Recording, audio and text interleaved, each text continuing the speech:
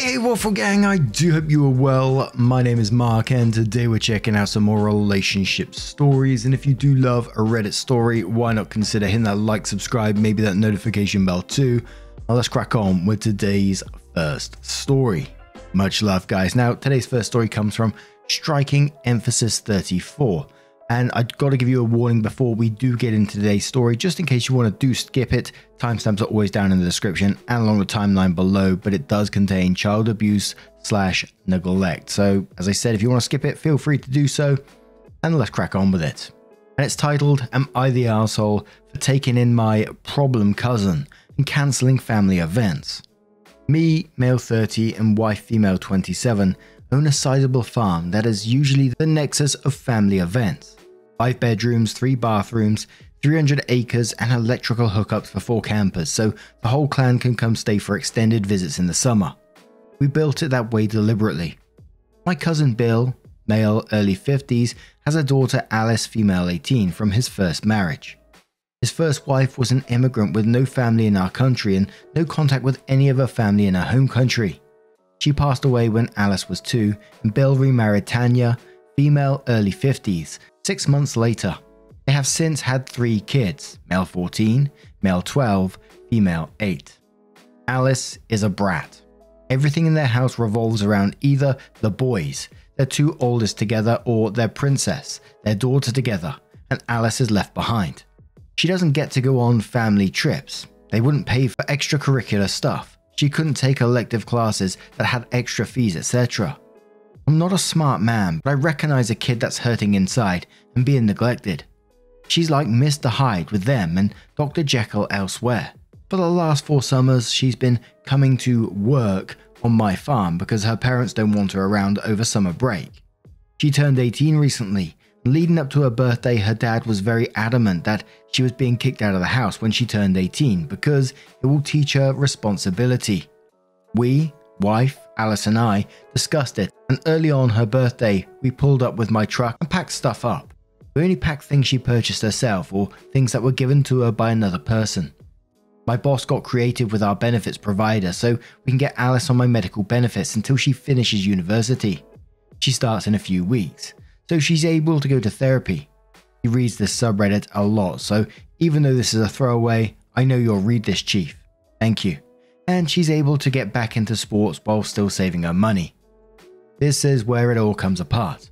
Bill and Tanya are pissed that we took her in and refused to come to family events. Part of the family refused to attend as well because I'm undermining Bill and Tanya.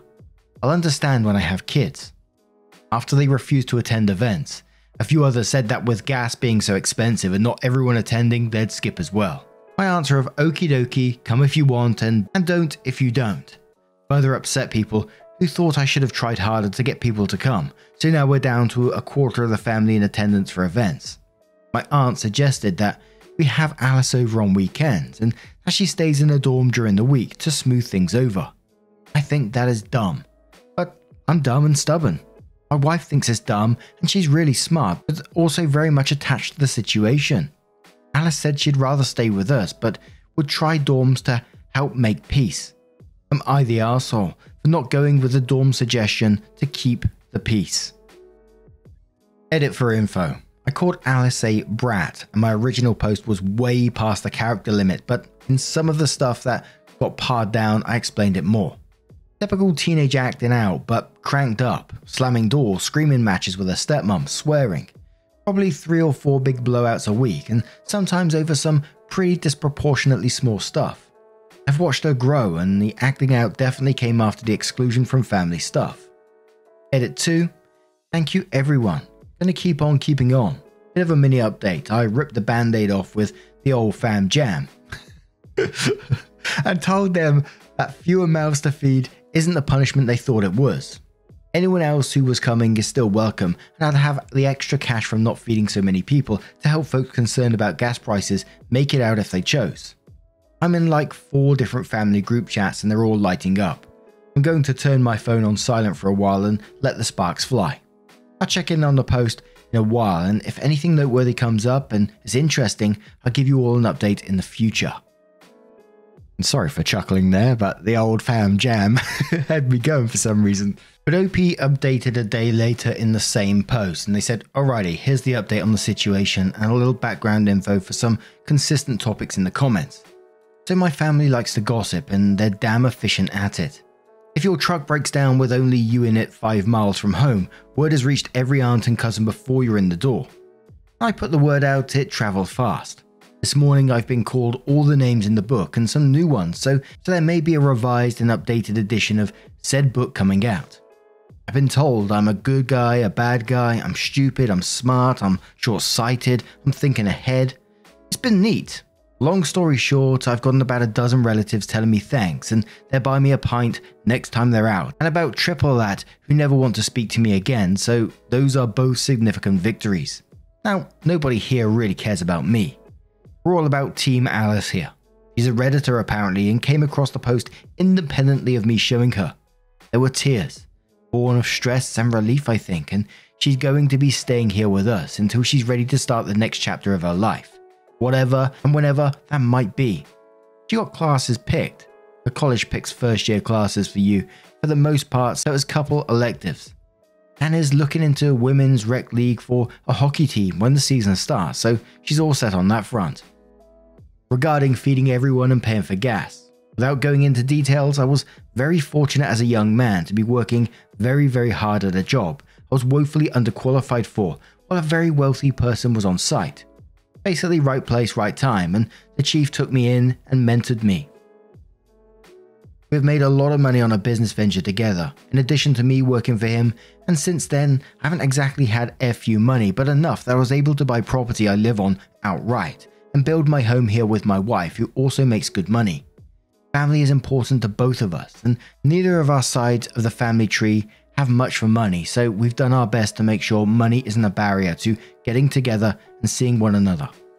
Now to the big news. Tanya drove down to my house this morning. Bill and I had some very loud, very angry words when he drove down last night after I chose the nuclear option in the family group chats, so she actually waved a white flag from her car when she pulled up. I shooed the dogs and alpaca away and went out to talk to her. Brought her out a muffin and we had a bit of a chat. Allegedly, Bill was threatening to kick Alice out to scare her straight, and that they weren't actually going to kick her out. They were caught off guard when we showed up the morning of her birthday. I told her that she was missing the point and that I'm not sure I could use small enough words or short enough sentences to explain it to her if she thought that was the only problem.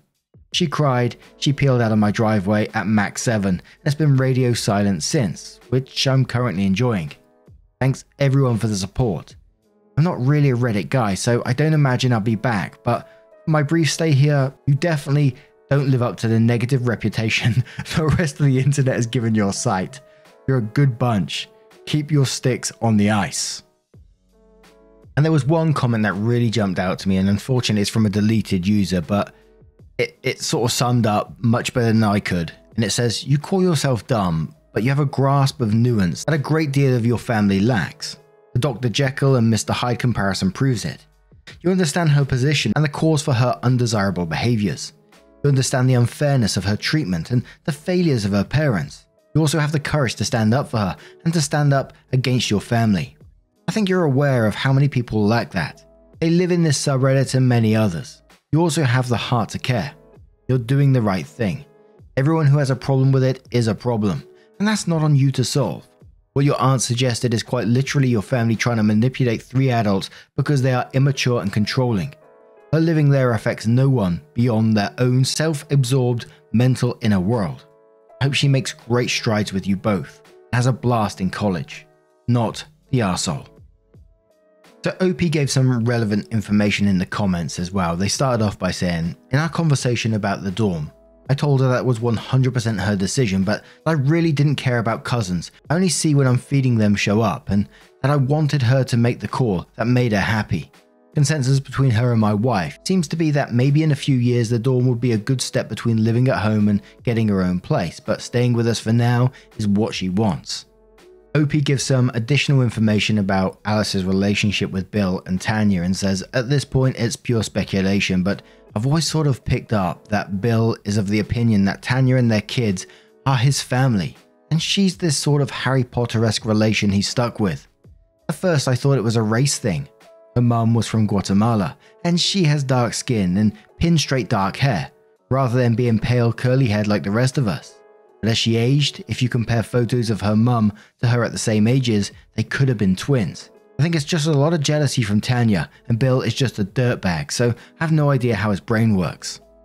OP supplies more information about using the term brat to describe Alice and says, "What I meant is that Alice acts out pretty severely and is like a completely different kid with her folks than anywhere else. If you ask her teachers, coaches, other relatives who have her over, will all tell you she's a great kid, smart and compassionate. You see her at home with her parents and it's a different story. I 100% recognize that she's acting out so badly because the only time she gets any attention at home is when she's being punished. But I cut the part explaining that out because I'm not such good with the wordsmithing sometimes. Alice doesn't cause harm from anything I've ever seen or been told. She stomps off and slams her bedroom door, gets into shouting matches with her stepmom and swears a lot." Some additional information about the rest of the family. Her dad and I have locked horns over this a few times. I was still a young'un myself when her mum passed, so I haven't always been in a position to do anything more than lock horns, but I've at least been here. Not to excuse the extended family, but I think a fair few of them would have been more sympathetic if they lived closer and didn't just get his spin on it over Facebook and saw what the branch of the family tree that lives here sees. They're not a big league of evil aunts and uncles, just kind of ignorant and have been fed a very creative interpretation of the truth by Bill and Tanya for over a decade with no evidence of there being more to it. Plus, my dislike for Bill and Tanya is quite well known in our family, which also colours their perception of the situation a bit, I'd wager. Someone said something along the lines of Bill remarried Tanya quickly after his first marriage, and Opie says that does sound ominous when it's put like that, but as far as I know, there's nothing untoward there. Alice's mum was hit by a random drunk driver and Bill's just a schmuck. Without putting the family dirty laundry out there, my understanding is that their marriage was born out of convenience and not necessarily love. That's its own story that doesn't really belong on Reddit. So 11 months later, OP comes in with a new update and says, "So about a year ago, my 31 male cousin Alice, female 19, moved in with my wife, female 28, on her 18th birthday, after being told she needed to move out on said birthday from her parents, early mid-50s. I don't care enough to do the math. House by said parents. I'm here with an update at her suggestion. The good. A year later, she's a year into an engineering degree. She's been playing lots of hockey, raised a couple of steers all on her own, and at her therapist's recommendation, she's down to monthly sessions after a brief stop at a bi-weekly, after starting with weekly. She's the same sweet kid, but without the extra unneeded stress of being treated like an also-ran alongside her younger siblings. The bad. The dad showed up about a month after my original post, and there was a confrontation of sorts that ended with a peace bond being issued with restrictions on how Bill and Tanya could contact Alice, myself, my missus, or a couple of other family members that got involved. After the 6 months required by the peace bond, Tanya had started getting back up to her old tricks, but Bill seems to have smartened up a bit. The peace bond meant she has had limited contact with her siblings, which has been tough. The oldest, 15 male, started out pretty hostile, but some of the other cousins filled him in on what was going on. I got blamed for his sudden shift in attitude because we've established that I'm just the worst with jazz hands and everything. It's silly. Gossipy family mellowed out when they realized that the literal gravy train wasn't going to stop at the station for them.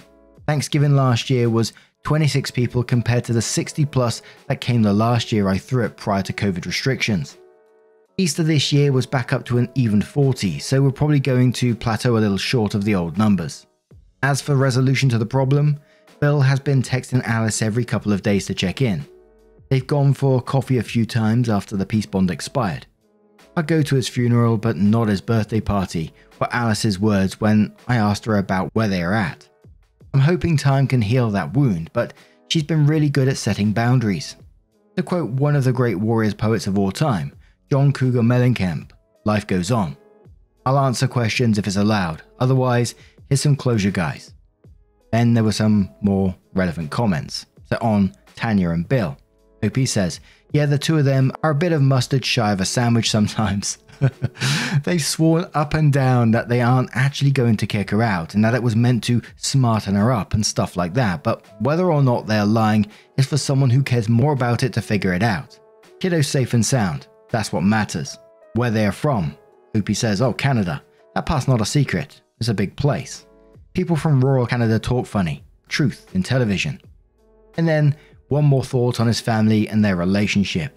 Opie says, I was Alice from my generation of the family tree, and thankfully, while I didn't have a relative to throw me a bone, the chief took me under his wing. Because of this, they, rightly, assume I have a chip on my shoulder and I'm projecting my own frustration and hurt on the situation. They are wrongly assuming that the chip, frustration and hurt are the sole motivating factors, and I'm seeing parallels between us that aren't there because of it. This has led some of the family that got one side of things, not others to be hesitant to take anything I say, do, think at face value. Is what it is, I suppose. And I just love Opie and his wife in this situation. They sound absolutely amazing and completely compassionate towards Alice and what she was going through. And Opie having to stand up to, and wife of course, having to stand up to the whole family which seemed to be turning against them just for sticking up for Alice, and no one else taking Alice's side, not thinking about the bigger picture here like Opie did. Wow. And it's nice to see and get that update that Alice is making some fantastic progress. But what do you guys make of this situation? Let me know your thoughts down in the comments below. Let's move on to another story. Now, our next story comes from Compromise. He says, am I the arsehole because I ate early? We're on vacation with my husband's family. We got here Sunday afternoon and I was hungry. I made food for myself and my son. My husband said to wait for his family so we could all have dinner together or maybe even go out. I was around 4 o'clock and he was saying we'd eat at 7. I said I was hungry and my son and I ate. After that, the three of us sat by the pool. His family arrived around 6 and everyone was hungry and wanted to go out to eat. I don't know if it was the traveling or what, but I was exhausted. So I said I was too tired and would go to bed early. My son stayed home with me because he wasn't hungry and wanted to stay. I woke up early this morning and I made tea and sat by the pool while my son played. When my sister-in-law woke up, she came out to the pool and told me off for eating early, not going to dinner and being so standoffish. She said everyone wanted to see me and my son and I was being such a bitch. I said I was tired from traveling. She said if I forced myself to stay awake, I'd be on the same schedule as everyone else. But since I went to bed early and woke up early, I was going to have the same excuse tonight. She also told me off for not making breakfast when I was the first to wake up. But I didn't know when everyone was going to wake up and no one wants cold breakfast. She just rolled her eyes and walked away. I feel like everyone's been standoffish to me all morning and I'm wondering if I should apologize. Was I an arsehole? And we're starting the comments with Cronkless Sorter, who says not the arsehole. It was travel day and you were hungry and tired. And quotes, she also told me off for not making breakfast when I was the first to wake up, and then says, is that a rule for your family when you do family events? Shit like this is why I don't do group vacations. Inevitable Pie says I'm going with everyone sucks here. For OP because she was passive aggressive in her behavior. Yes, I'll buy kid was hungry and tired, and she was. However, a tide you over snack at 4 PM won't ruin a 7 PM dinner, and a quick nap would have freshened both up to go enjoy the evening meal with family. OP chose instead to eat a full meal with her kid and noped out of a group dinner she was aware of in advance. Not as an oops, but because, in my opinion, OP never wanted to go on a vacation in a group to begin with. OP didn't want to join for dinner and blew off everyone and went to bed. That's just rude. Sister-in-law sucks for being rude and confrontational first thing in the morning, and according to OP wasn't aware first one up cooks breakfast is the habit for this family group. If OP didn't know, it's unfair to be belligerent about it. Sister-in-law though has a point about OP being stubborn about their own sleep and wake schedule and refusing to adjust it to be with a larger group. In my opinion, this is OP's immature way of avoiding attending group meals and events. She simply doesn't want to attend. Next time, just don't go on the group holiday if you don't want to be with the group. Cloran says not the arsehole. When your body is sending hunger signals, you should eat. Waiting 3 hours to do so is ridiculous and unhealthy. And your child's bedtime would have likely occurred during the time they were out for dinner. So pretty inconsiderate of them to not include that as a factor when choosing a dinner time. And like, these people are adults. They cannot get themselves breakfast. Lol. Aromatic Day says everyone sucks here. I agree with other posters that you could have had a snack, then gone to dinner. But even if you made a meal, you could have still gone with them. A family dinner isn't about food, it's about time together with the family.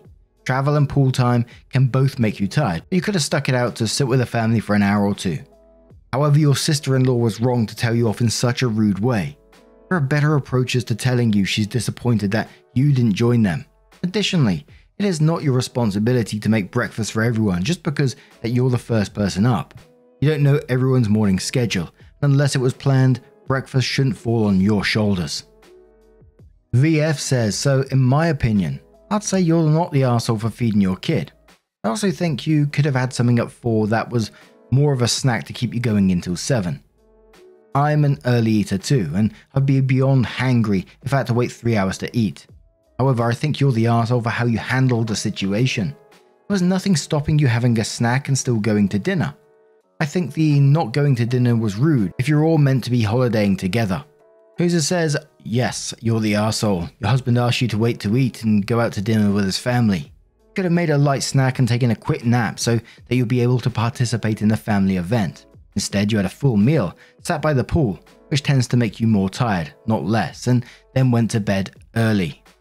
And the comments were just all over the place in this particular story, but now I turn it to you guys. What do you guys make of this situation?